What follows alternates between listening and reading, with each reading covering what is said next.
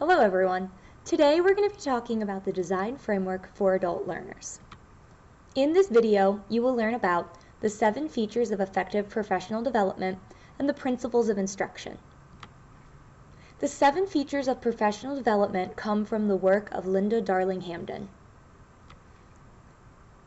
The 7 features of effective professional development are that it is content-focused, it incorporates active learning, it supports collaboration, it uses models of effective practice, it provides coaching and expert support, it offers feedback and reflection, and it is of sustained duration.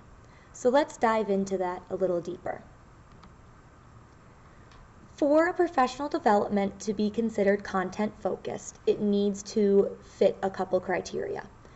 It needs to fit the district priorities, it needs to fit the school priorities, and it needs to be discipline-specific, meaning that math teachers should be taking math professional development, and science teachers should be taking science professional development. If it meets all of those, then it is considered content-focused. The next feature is that it incorporates active learning, and active learning can be done in multiple ways, including collaboration, coaching, feedback, reflection, and models and modeling things. And we're going to dive deeper into those because those are other features of effective professional development. The next one is that it supports collaboration, and this collaboration can be one-on-one, the teacher and the learner, or it can be small group instruction. Also, making sure that the professional development uses models of effective practice. These models include videos, demonstrations, examples of unit or lesson plans, observations of other teachers, and curriculum materials. The next feature is that the professional development provides coaching and expert support. And the best way for that to happen is for the presenters and the people within the professional development, the teachers, share their expertise.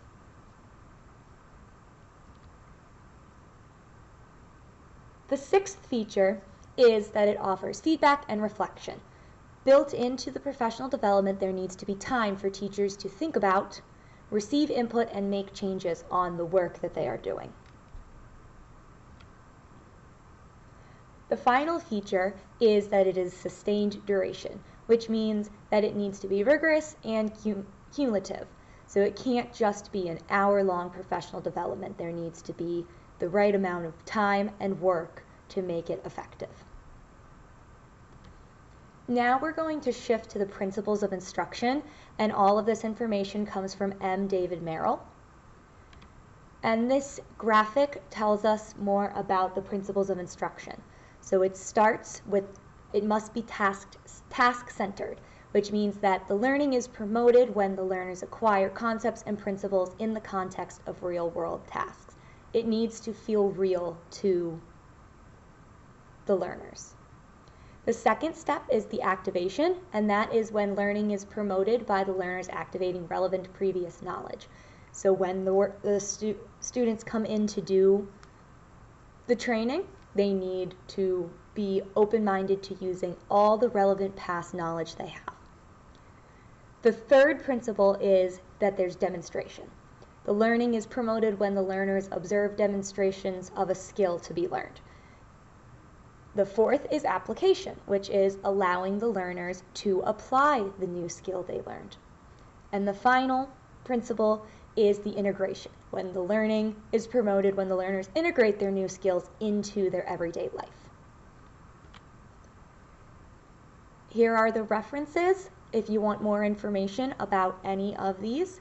Thank you so much for joining me.